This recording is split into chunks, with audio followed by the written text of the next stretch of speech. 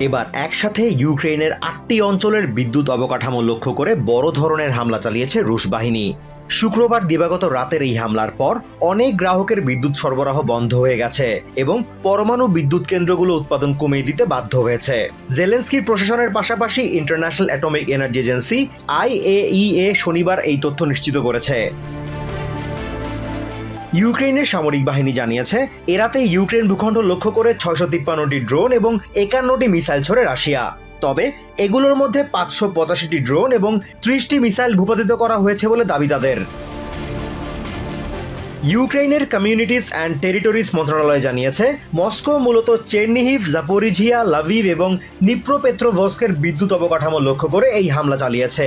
যোগাযোগের অ্যাপ টেলিগ্রামে এক পোস্টে তারা নিশ্চিত করেছে শুধুমাত্র ওডেসার দক্ষিণাঞ্চলেই অন্তত ৯,৫০০ গ্রাহকের হিটিং সিস্টেম এবং ৩৪,০০০ গ্রাহকের পানি সরবরাহ বন্ধ রয়েছে।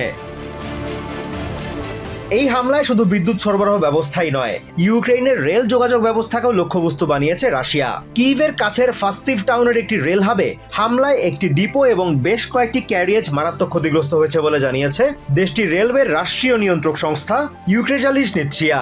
তবে এতে কারো হতাহতের কোনো খবর পাওয়া যায়নি। আঘাতগুলো সরাসরি স্টেশনের উপরই হয়েছিল। হামলাটি হয়েছিল শহরতলির এই ডিপোতে। এটা এমন কোনো ডিপো নয় যেখানে লোকোমোটিভ মেরামত করা হয়, এখানে শুধু ইলেকট্রিক ট্রেনগুলো মেরামত করা হয়। এই লাইনগুলো পুরোপুরি শহরতলির যোগাযোগের জন্য কিভ ও আশপাশের অঞ্চলকে সংযুক্ত করে। কিভ অঞ্চলের নোভি পেট্রিভিৎসি গ্রামে হামলায় বেশ কয়েকটি আবাসিক এলাকা ক্ষতিগ্রস্ত হয়েছে। আগুনে পুড়ে গেছে বেশ কিছু আবাসিক ভবন এবং বেসামরিক গুদাম। স্থানীয় বাসিন্দারা মনে করেন রাশিয়া প্রেসিডেন্ট ট্রাম্পকে বিভ্রান্ত করছেন এবং পুতিন কোনোভাবেই নতি স্বীকার করবেন না। আমাদের অস্ত্র সহায়তা খুব জরুরি। বিশ্বকে এক হতে হবে, আমাদের পাশে দাঁড়াতে হবে। আমাদের কথা যেন শোনা হয় এবং প্রেসিডেন্ট ট্রাম্পও যেন বুঝতে পারেন যে তাকে বিভ্রান্ত করা হচ্ছে। রাশিয়ার সঙ্গে দর কষাকষি করে লাভ নেই, তারা কোনোভাবেই নতি স্বীকার করবে না। ইউক্রেনের পর তারা অন্য কোথাও থাবা বসাবে। এদিকে ইউক্রেনের বিদ্যুৎ মন্ত্রণালয় জানিয়েছে কর্মীদের নিরাপত্তার বিষয়টিকে সর্বোচ্চ গুরুত্ব দিয়ে জরুরি ভিত্তিতে ক্ষতিগ্রস্ত বিদ্যুৎ কেন্দ্রগুলোর সংস্কার কাজ চলছে। যত দ্রুত সম্ভব পরিস্থিতি স্বাভাবিক করার সর্বাত্মক চেষ্টা করা হচ্ছে বলেও জানিয়েছে তারা। Azimur Rashid Kanak, TVN24 news desk.